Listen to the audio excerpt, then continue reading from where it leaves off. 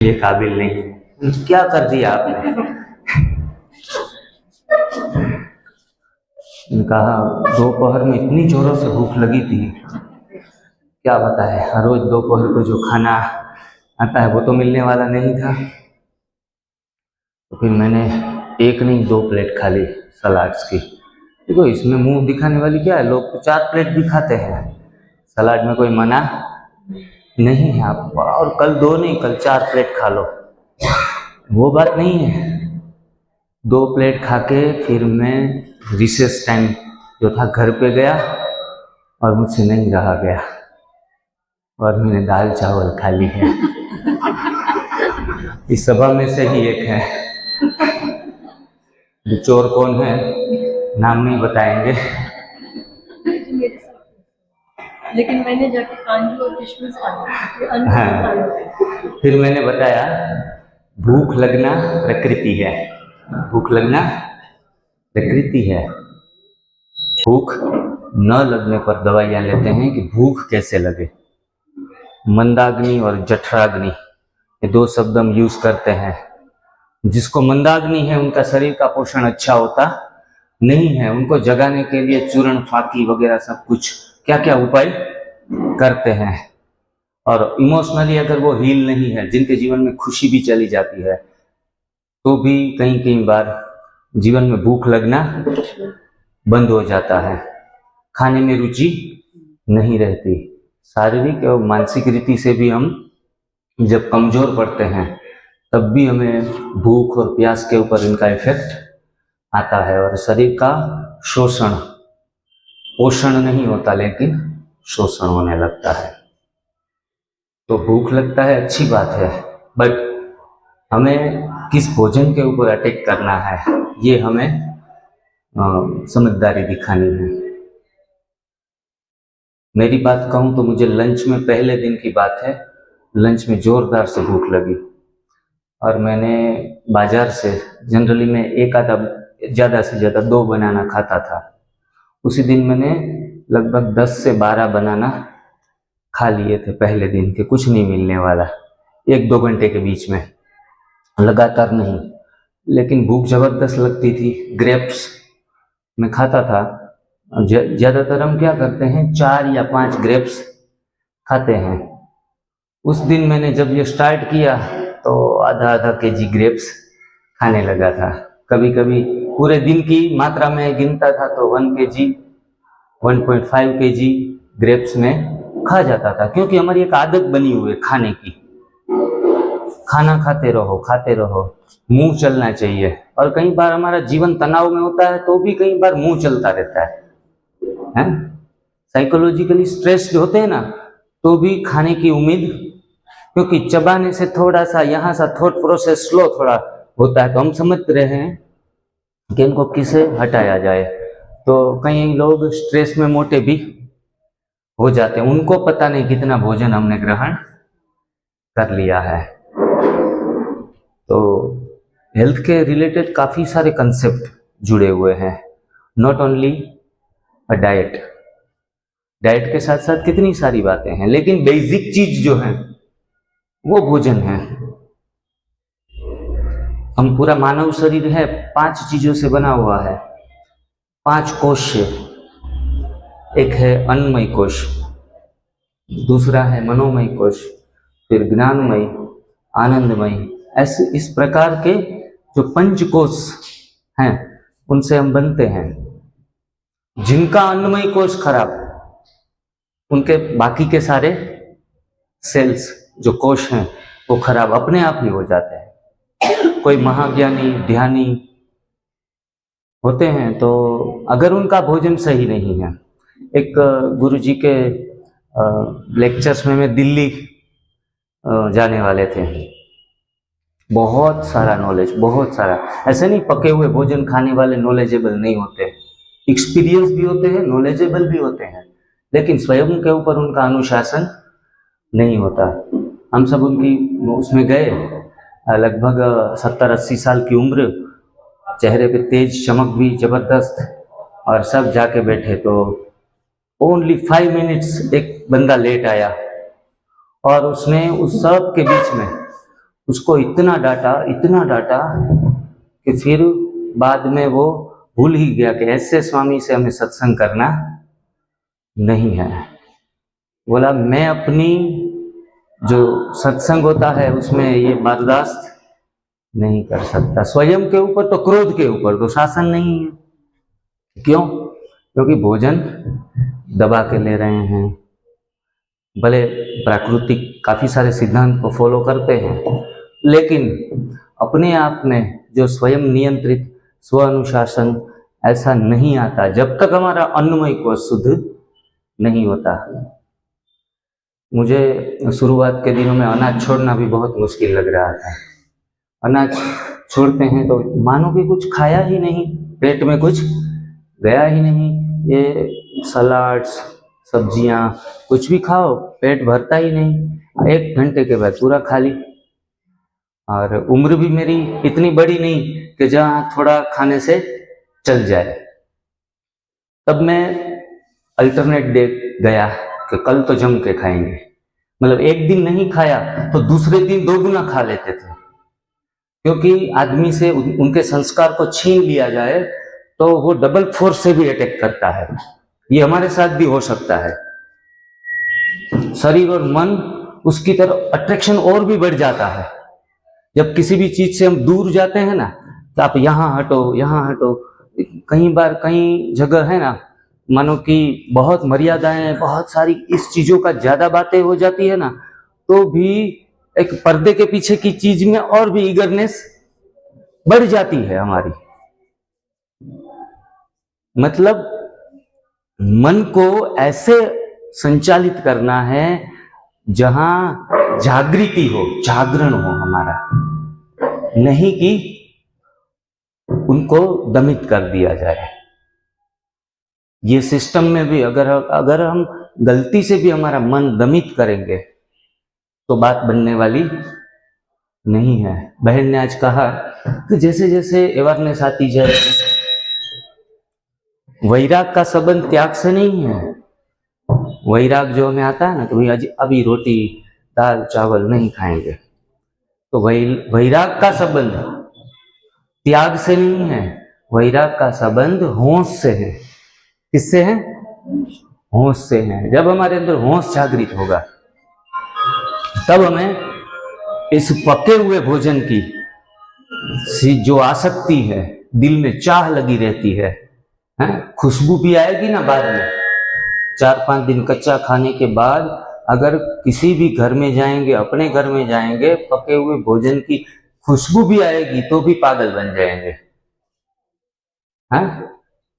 तो इनसे कैसे जीता जाए, इनसे कैसे बचा जाए? बचना तो पड़ेगा, वरना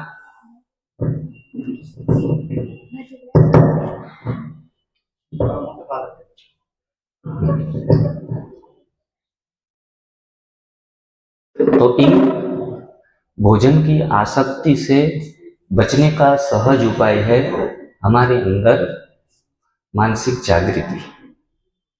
अध्ययन करना पड़ेगा। अध्ययन, वार्तालाप, प्रेरणा, संपर्क, ये 4 चीजें हैं।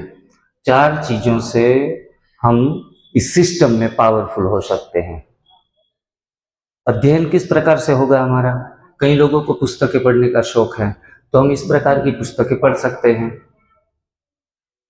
अध्ययन के बाद वार्तालाप, वार्तालाप भी करने वाला कोई होगा। हमारे जान पहचान वाले जो हमारे साथ जुड़े हैं, उनके साथ भी वार्तालाप में रहना है, नेगेटिव लोगों के साथ नहीं। और कई बार खुद के साथ भी वार्तालाप करना पड़ेगा एकांत में, कि मैं कहाँ तक पहुंची हूँ। खुद का चेकिंग करो, खुद का चार्ट रखो, कहाँ तक हम अभी आगे हैं, पीछे तो नहीं जा रहे हैं ना गलती से। वार्तालाप भी जरूरी बनेगा। अध्ययन, वार्तालाप और प्रेरणा। हमें कौन प्रेरित कर रहा है? हमारा कोई आइडल होता है। जैसे हम मूवी देखते हैं ना, तो किसी को अमिताभ बच्चन पसंद है, किसी को मिथुन चक्रवर्ती, और किसी को आजकल के दिन में अजय देवगन या फिर अक्षय कुमार। सबके अपने अपने आइडल होते हैं। बहनों को कैटरीना कैफ, पुरानी बहनों को, हेमा मालिनी, सब अपने अपने आइडल सेट करके बैठते हैं। तो इसमें भी हमें अपना प्रेरणा मूर्त तो कोई सामने रखना पड़ेगा। हमारे आदरणीय श्री बीवी चौहान सर जो 31 साल से पूरा कच्चा भोजन के ऊपर वो जी रहे हैं और आज करोड़ों की फौज है उनके पीछे।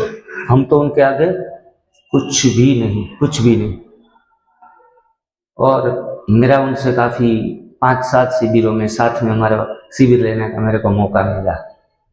मुझे यकीन नहीं आ रहा था कि अभी मैं तो, मेरा पुरुषार्थ बहुत लंबा नहीं है, 2-4 साल बस यूं ही एकदम कॉन्शियसनेस के साथ कर रहा हूँ, लेकिन परमात्मा ने ऐसा मौका दे दिया कि इतने महान हस्ती के साथ लेक्चर लेने का सौभाग्य मिल गया। जो 20 साल से लोग इसमें हैं फिर भी स्टेज के ऊपर या दूसरी सेवाओं में मौका नहीं मिलता, तो उसके लिए तो मैं विशेष करके ब्रह्मा कुमारी एक्टिविटी, उनकी दुआएं, उनको ही क्रेडिट देता हूँ कि इनके कारण ही मैं उनके उतने समीप जा पाया। और आप 80 साल की उम्र है उनकी, लेकिन स्टेज पे भी उतरेंगे तो जंप करके उतरते हैं। और नाचने के लिए सांस्कृतिक प्रोग्राम होता है ना, तो 80 साल की उम्र में जोर जोर से छलांगे लगा के नाचते हैं 80 साल में, जिन्होंने 31 साल से बिल्कुल ही पक्व भोजन लिया ही नहीं है। हम कहते हैं पक्व भोजन नहीं लेंगे, अनाज नहीं लेंगे तो सुस्त हो जाएंगे, हाथ पैर ढीले पड़ जाएंगे और अपनी दैनिक जो क्रियाएं हैं उसमें हमें बाधाएं आएंगी। और उसमें भी डिटॉक्स होने के दौरान अनाज छोड़ते हैं तो ये चीज होती भी है, और हम एक तो ऑलरेडी साइकोलॉजी सेट करके बैठे हैं, ऐसा हो सकता है, और हुआ तो हम उनके साथ इनको कनेक्शन में जोड़ देते हैं। हमारे शरीर में अगर पित्त का प्रकोप है, शरीर 3 प्रकार का प्रकोप से पीड़ित है, पित्त से, वात से और कफ से। जिस लोगों के शरीर में पित्त का प्रकोप है उनको एनडीएस करते करते चक्कर आने की कंप्लेन रहेगी, चक्कर आ रहे हैं, चक्कर आ रहे हैं। मतलब चक्कर आना कोई बड़ी बात नहीं है, कोई बीमारी नहीं है, कोई तकलीफ नहीं है। समझ लेना कि हमारे शरीर में पित्त का बैलेंस अभी होगा एनडीएस करने के बाद। तो उठ के जब बैठेंगे, बैठने के बाद खड़ा होंगे ना तो से थोड़ा सिर घूमेगा, तो भागना मत, थोड़ा स्टेबल हो फिर आगे बढ़ो। सदा के लिए जीवन से चक्कर निकलने वाले हैं, सारे चक्कर से छूट जाएंगे, ये एक चक्कर नहीं, लेकिन अपने आप को पैशन में लाना है। अगर किसी को कमजोरी आती है, ये थोड़ा आपके लिए थोड़ा आसान बना देता हूँ इस सिस्टम को फॉलो करने, जो सीरियसली इस चीज से जुड़े हुए हैं उनको कोई आगे के लिए बाधा ना आए। जिस लोगों को कमजोरी महसूस हो, तो कमजोरी महसूस होने का कारण है कफ दोष उसके शरीर में ज्यादा है, उनको कमजोरी महसूस होगी। कुछ नहीं खाया, कुछ नहीं खाया, कुछ करने की इच्छा ना हो, हाथ पैर थोड़े सुन रहे हैं, तो कफ का जब निष्कर्षण होगा तभी जाके कमजोरी हट जाएगी। बरोबर है। बाकी क्या रहा अभी? वात दोष। जिन लोगों को अचानक से दर्द उठे, कल एक बहन कह रही थी कमर के पिछले हिस्से में थोड़ा दर्द हो रहा है, वात दोष शरीर में कार्य करता है तो कहीं से दर्द उठेगा।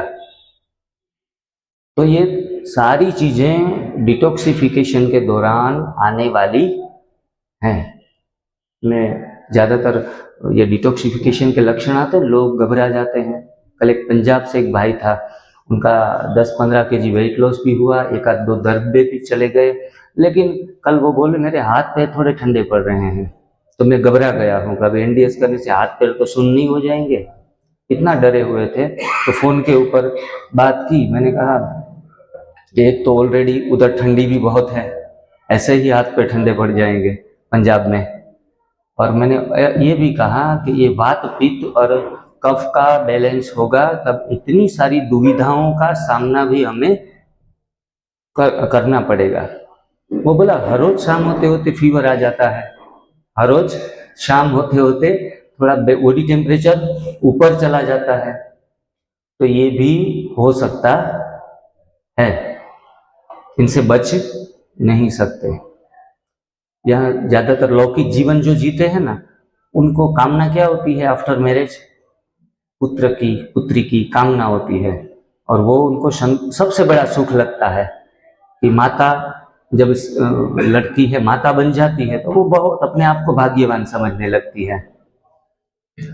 तब डिलीवरी टाइम के ऊपर पेन उठता है, तकलीफ होती है, थोड़ी एंजाइटी होती है, लेकिन एक अंदर चाह रहती है कि बच्चा होने वाला है।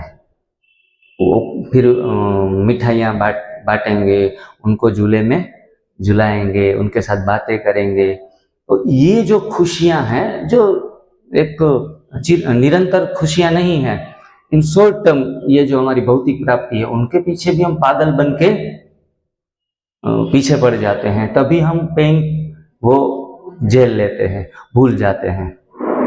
और फिर जब बच्चे की रोने की आवाज़ सुनते हैं तो कहते हैं कि हमारा 9 महीने का जो भी दुख झेले हैं वो सफल हो गए हैं। और आजकल के ज़माने में तो गलत खा खा के नॉर्मल जो संतान जन्म लेता है वो तो जन्म लेता ही नहीं, सबको चीर फाड़ के ला रहे हैं। और ये चीर फाड़ डॉक्टर एक बार कर देते हैं, शरीर की जो ताकत है, मेन ऊर्जा, वो टूट जाती है। शरीर में कभी भी हो सके तो कभी भी सर्जरी करवानी नहीं है। लेकिन हालत ही ऐसी हमने बना ली है, ये अनाज हमारा सबसे बड़ा स्वास्थ्य के लिए दुश्मन है। अनाज रोग कारक है। मैं कभी कभी सभाओं में, वेलकम दीदी,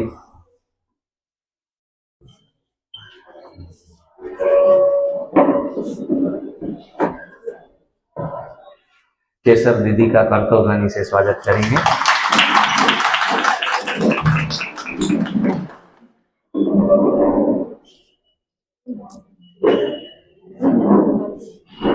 तो क्या बात बता रहे थे? अनाज, अनाज है वो हमारा सबसे बड़ा दुश्मन है, बीमारी लाता है, स्वास्थ्य को खो देता है। हम अभी तक क्या समझ रहे थे? अन्न ही हमारा जीवन है। अन्न से, अन्न के हमारे गुजराती में कहते हैं अन्न सामे प्राण छे, अन्न सामे प्राण छे, मतलब अगर अन्न नहीं तो जीवन नहीं। और हिंदी में कहावत है, दाने दाने पे लिखा है खाने वाले का नाम। खाओ खाओ खाओ। कितने सारे भंडारे और लंगर लगते हैं खिलाने के लिए। हमारे वहाँ तो जो गरीब लोग हैं, भिखारी हैं, उनके लिए 3 टाइम रिक्शाएं चलती है भोजन के लिए। भाखरी, पूरी, पराठे, सब्जियां सब खिलाते रहते हैं। भिखारी लोग सो जाते हैं, वो गाना बजता है भोजन वाले का तो उठ के खा लेते, फिर सो जाते हैं। कुछ करना नहीं है, 3 टाइम मुफ्त में मिल रहा है। भोजन खिलाते खिलाते सबको खत्म कर रहे हैं, मार रहे हैं, और खुद को क्या समझ रहे हैं? बड़ा भाग्यवान, हमने तो इतना भोजन बांटा है। हमारी गुजराती में जब मेहमान आते हैं ना तो हम उनको आग्रह करके भोजन खिलाते हैं, हाँ, और बड़े प्यार से भाव भी देते हैं कि लीजिए। यहाँ भी ऐसी होगी पूरी। तो गुजराती में बोलते हैं जमजो जमजो जमजो, ऐसे बोलते हैं, जमजो जमजो, खा लो खा लो खा लो। हाँ, तो इनको अगर संधि छुट्टी की जाए, जम मतलब यमराजा, जम मतलब यमराजा, जो मतलब शी वॉच, उनको देखो, जो मतलब वॉच, उनको देखो, यमराजा को देखो, यमराजा को देखो, यमराजा को देखो, क्योंकि खाते जाएंगे तो क्या होगा?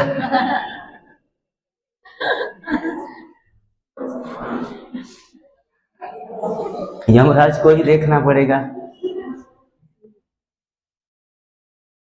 आज सभी लोग बीमार हैं, ज्ञानी भी बीमार, ध्यानी भी बीमार, और एक आम आदमी भी बीमार। 37 साल की उम्र में सारी बीमारियां लेकर घूम रहे थे। और दीदी, हम मधुबन तो हर साल जाते हैं बाबा मिलन के लिए, मैं और मेरी युगल। पिछले 20 साल में एक भी साल मिस नहीं हुआ, क्योंकि पहले साल ही बाबा के साथ संकल्प किया था कि बाबा की धारणाओं में रहने के लिए बाबा के साथ कनेक्ट रहना पड़ेगा, जुड़ना पड़ेगा। मुरली भी एक दिन कभी मिस नहीं हुई। और जब हम डायमंड हॉल में जाते थे, मेरा वजन 98 केजी था और युगल का वजन लगभग 67 अबो 70 के नजीक था। वो थोड़ी चल फिर सकती थी अच्छे तरीके से, उनको भी अस्थमा था लगभग 25 साल की उम्र में, और लगभग 5 साल 7 साल की थी तब से, और साथ साथ में उनको स्किन प्रॉब्लम था, दवाइयाँ लगाती रहती थी और ज्ञान में अच्छे तरीके से चलते थे। जब बाबा को मिलने के लिए जाते थे तो लंबी यात्रा 10-12 घंटे की करनी पड़े तो ट्रेन में थक जाना, गाड़ी में जाए तो गाड़ी में थक जाना, और वो आगे मैं पीछे, और बाबा भी कहते लक्ष्मी आगे नारायण पीछे, तो वो धीरे फाट से चलती थी। और मैं डायमंड हॉल से मुरली सुनने के बाद एक तो ऐसे बैठकर हाथ नीचे झुकाकर ऐसे खड़ा हूँ, और बाद में जैसे हाथी कैसे चलता है ऐसे देख देख के पीछे पीछे जाता था। पैरों में तलवों में सूजन, काफ़ी सारी दिक्कतें। और फिर मैं जब अपनी कुर्सी को संभालता था तो क्योंकि सेवाओं में तो बाबा बहुत महत्व बताते हैं, तो सेवाधारी बहुत होते थे हमारी टीम के, अरे भाई जी को कुछ करने न दो, थाली भी दे दे, चम्मच भी दे दे, वो बाउल भी दे दे, और अच्छी सी सीट में रख के, भाई जी को कोई तकलीफ नहीं होनी चाहिए, उनके पैरों में दर्द है। पता नहीं था कि खा खा कर दर्द कर रहे हैं हम। सुबह का नाश्ता जबरदस्त, मधुबन में सुंदर मिलता है नाश्ता है, और मैं शौकीन था नाश्ते का।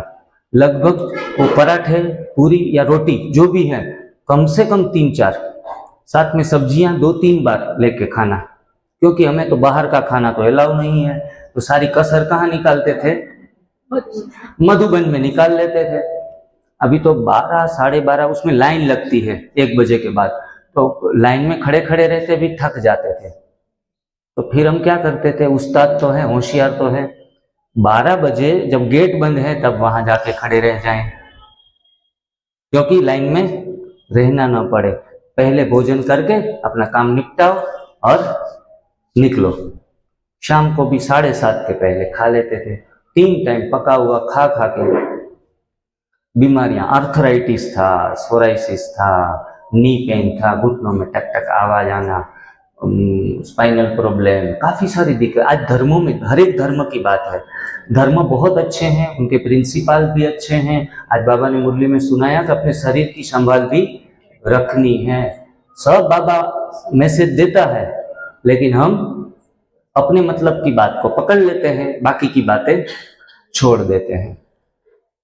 ये हालत होते होते फिर मैं बहुत जब परेशान हो गया, मुरली सुनाने संदली पे बैठता था अपने सेंटर के ऊपर, तो 45 मिनट मुझसे बैठा नहीं जाता था, क्योंकि L4 L5 और जो स्पाइनल कॉर्ड का लास्ट हिस्सा है उसमें बहुत पेन उठता था, और उसी दर्द को से निजात पाने के लिए MRI CT स्कैन जो भी प्रयोग हैं, पैसे काफ़ी खर्च कर दिए, लगभग 10 लाख रुपए, और फिर भी हेल्थ नहीं मिल रहा था।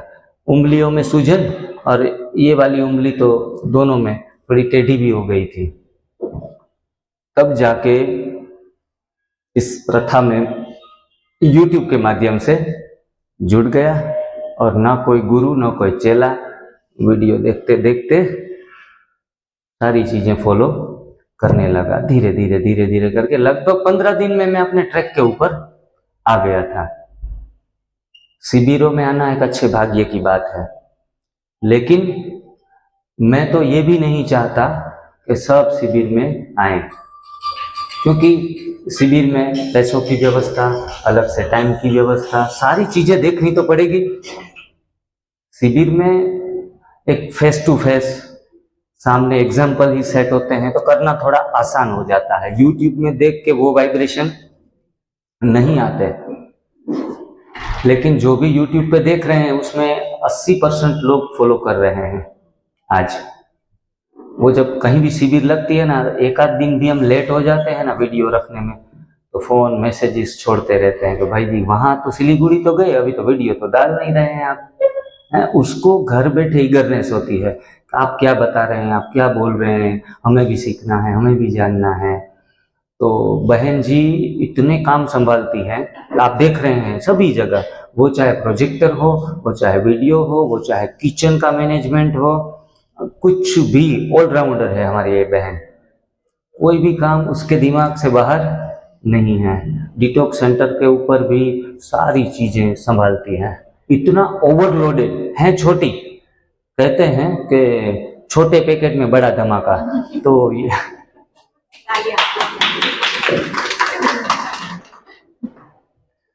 लेकिन सेवा से बल मिलता है, हाँ?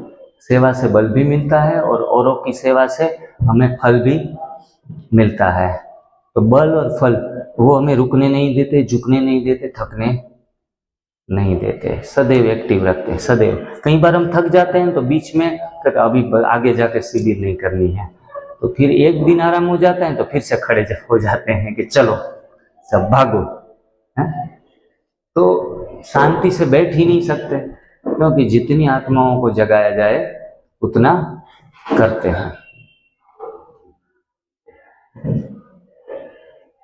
तो हम बात कर रहे थे गलत भोजन की। गलत भोजन का परिणाम ही क्या है? रोग है। इसमें हमारी टैगलाइन कौन सी है? मेन जो वॉलपेपर है हमारा, उसमें गलत भोग का परिणाम है रोग। भगवान का भोग हमें लगता है तो हम सिर पे चढ़ा के उनको सम्मान दे के खाते हैं। हम सिरसा गए थे बिंदु दीदी के वहां, तो बिंदु दीदी ने क्या कहा कि अब से गुरुवार को 2 भोग लगेंगे। सीधा ही वो भी बंद नहीं कर सकते, पूरी प्रणाली हम चेंज नहीं कर सकते। पूड़ियां भी होगी, जलेबियां भी होगी, कोई मिठाई भी होंगी, लेकिन जो एनडीएस फॉलो कर रहे हैं उनके लिए एप्पल भी होंगे, बनाना भी होंगे, और फल जो भी कुछ खाना है एक अलग से भोग रखेंगे। तो ये कितना बड़ा चेंजेस है। जो जागृत हो गए हैं, पता है कि पूड़ियां खा के गैस भी बढ़ेगा, भजिए खा के तो तकलीफ होगी, तो बेटर है कि उनको त्याग कर दे। लेकिन अचानक से कोई भी जो पैटर्न चली आती है, उन पैटर्न को ब्रेक करने में दिक्कत होती है। और वो कब निर्णय ले पाए? जब उनके सेंटर पे एक भाई आते थे 125 kg के, नेहा दीदी भी जानती होगी, बीके विशाल भाई। विशाल भाई का वजन लगभग 100 अप चला गया। और एक शिविर थी नॉन बीके, उस शिविर में हम सबके यहाँ बेज लगा पड़ा था पूरी टीम के। वो बोले दूसरे लोग जो हैं वो बताएं सच है या झूठ है, पता नहीं, कॉमर्शियल पर्पस से कोई शिविरों का आयोजन करते हो, तो लोग सीधा उनके ऊपर विश्वास नहीं रख पाते। तब जाके उन्हों की नजर इस बेज के ऊपर पड़ी। बाबा कहते हैं ना मुरलियों में कि बेज सर्विस करता है, तो ये बेज ने सर्विस कर ली। मेरे पास आए, भाई जी आप कहाँ से? मैंने कहा गुजरात से, पोरबंदर से। अच्छा, ब्रह्मा कुमारी में जाते? मैंने कहा 20 साल से। अच्छा, तो उन्हों को वही सिक्का लग गया कि मेरा वजन कम हो सकता है। उनके साथ साथ दूसरी भी काफ़ी सारी बीमारियां उनको थी। 125 kg मतलब ओवरलोडेड। फिर मेरे को होंडा पे बिठा के पूरा घुमाया अपने शहर में 2 घंटा लगभग, और 2 घंटे के दौरान वो बातें करते रहे। सारा अर्क जो है न्यू डाइट सिस्टम का वो जानते रहे, खुद को कन्विंस करते रहे, कॉन्फिडेंट करते रहे, और फिर चल पड़े इस यात्रा के ऊपर। 2-4 महीना कभी करते, कभी फिसल जाते, कभी इसमें करते, फिर फिसल जाते। आफ्टर 6 मंथ वो रेगुलर हुए। मेरे को बीच में फोन कभी नहीं आया उनका, क्योंकि गिरना फिर संभलना, गिरना फिर संभलना, तो आदमी फेस टू फेस बात नहीं कर सकता। फिर वो एक्यूरेट हो गए ना, बाद में लगभग 6 महीने के बाद उन्हों का 6 महीना और भी प्रयास सुंदर रहा। तब सीधा फोन आया, भाई जी सिरसा में कैंप लगाना है। मैं समझ गया कि भाई जी में आमूल परिवर्तन आ चुका है। फिर उन्होंने पूरा पेम्पलेट भी भेजा के डे बाय डे अपना वेट लॉस हो रहा है वो सारा ग्रुप में भेजते थे। हम जब गए सिरसा में, शिविर भी बहुत सुंदर रहा बिंदु दीदी के वहाँ, और मैंने उनको देखा तो स्लिम और ट्रिम, मेरे से लगभग 5-7 kg ज़्यादा थे, एकदम हैंडसम, सिमेट्रिकल बॉडी और परफेक्ट 75 kg उसी समय। आजकल तो वो 70 के आसपास पहुंच गए हैं। तो इतना, और भी आज तो काफ़ी सारे लोगों को मोटिवेट कर रहे हैं। हमारे जो यज्ञ के महारथी हैं, हमारी बहन दीदी कौन सी है, नेहा दीदी, अभी फिलहाल जयंती, हाँ जयंती दीदी, हाँ जयंती दीदी है, वो पूरा वेगन के कंसेप्ट के ऊपर हैं, वो मानते हैं, तो उन्होंने भी एक्सेप्ट किया, हमारे ब्रिजमोहन भाई ने भी एक्सेप्ट किया। पानीपत में 27-28 को हम जाने वाले हैं 5 दिन के लिए रिट्रीट सेंटर के ऊपर, तो वहाँ भी 5 दिवसीय शिविर लगेगी। मतलब मैंने जब शुरुआत की थी न्यू डाइट सिस्टम की, मैं खुद ठीक हुआ था, तब योग तो 1 घंटा सुबह 1 घंटा शाम को करते ही थे, तब योग ग्रुप में हम योग करते हैं पूरी टीम, तो तभी हमने संकल्प लिए थे कि इस चीज को सभी आत्माओं के बीच में लेके जाना है, लेकिन सर्वप्रथम हम योगी आत्माएं, हमारे बीके भाई बहन हैं, उनको तो हम अवश्य ही स्वस्थ करेंगे, क्योंकि सेंटर पे जाना, सेंटर का भोजन, लालन पालन हमारा कहाँ हुआ, सेंटर के ऊपर ही हुआ, तो फिर हमें एक दिल लगी होती है सभी आत्माओं से, लेकिन खास करके जो अपने धर्म में, अपने परिवार में जिनसे कनेक्शन होता है, उनके प्रति एक विशेष संवेदना अपने आप ही उठती है, और यही संकल्प आज साकार होने को जा रहा है। मैं कई बार सुनता था कि जैसे हमारे संकल्प हो गए वैसी हमारी सृष्टि बनती है। मुझे लगा कि ये तो सिर्फ और सिर्फ मोटिवेशनल बातें हैं। संकल्प हम करते हैं, मैं भाग्यवान आत्मा हूँ, और रोज ऐसे माथा पीटते रहते हैं, ऐसे काम हमारे साथ होता रहता है। बोला ये सब बकवास है, संकल्पों से कोई सृष्टि का निर्माण होना संभव नहीं है। लेकिन जब राजयोग से जुड़े और हमने पूरा ये संकल्पों के ऊपर काम किया, हमारी बहनें दीदियां हमें संकल्प देती थी, सर्वप्रथम हमारा सर्वश्रेष्ठ संकल्प तो यही है कि हम आत्मा है, बॉडी नहीं है, बॉडी से परे हैं। फिर आत्मा भी कैसी, शांत स्वरूप, प्रेम स्वरूप, सुख स्वरूप, ज्ञान स्वरूप, पवित्रता स्वरूप, तो ये सारे स्वरूप का अध्ययन तो धीरे धीरे करके मुरलियों में होता रहा।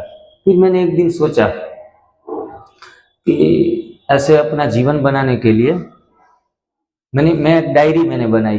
उस डायरी में दीदी मैंने लिखा best health, I got best health, I got best wealth, I got best friends, I got फिर लिखा मैंने बेस्ट सर्विस, बेस्ट सर्विस। ये 2000 लगभग 18-19 के बीच की बात है। तो मुझे एकदम सुंदर बढ़िया से बढ़िया सर्विस करनी है। देखो आपको इससे थोड़ा मोटिवेशन मिलेगा। एक डायरी भी रखो, एक पेन भी रखो, और आपकी जो चाहत है वो लिखो। आप किसको ज्यादा तवज्जो देते हैं, किसको प्रायोरिटी देते हैं, वो सारी चीजें मैंने अपने एक डायरी में लिख ली। और मैंने 2-4 साल के बाद देखा कि आई हैव डन, मैंने सारा कर लिया। हेल्थ भी अच्छी मिली, वेल्थ भी अच्छी मिल रही है, फिर सर्विस भी इतनी सुंदर मिली कि I am very very satisfied. मैं बहुत खुश हूँ, मैं बहुत संतुष्ट हूँ। हर दिन एक जीने की वजह है, जिनको जापानीज लैंग्वेज में इकिगाई कहा जाता है। इकिगाई मतलब सुबह उठने की वजह। आपके पास है सुबह उठने की वजह, है ना? बस यही होना चाहिए। वो चाहे मेरी वजह एनडीएस है, आपकी वजह और भी कुछ हो सकती है, लेकिन सुबह उठने की वजह को ढूंढ लो। तो सारे संकल्प ऐसे लिख लिख के भी इनके ऊपर भी काम करना है।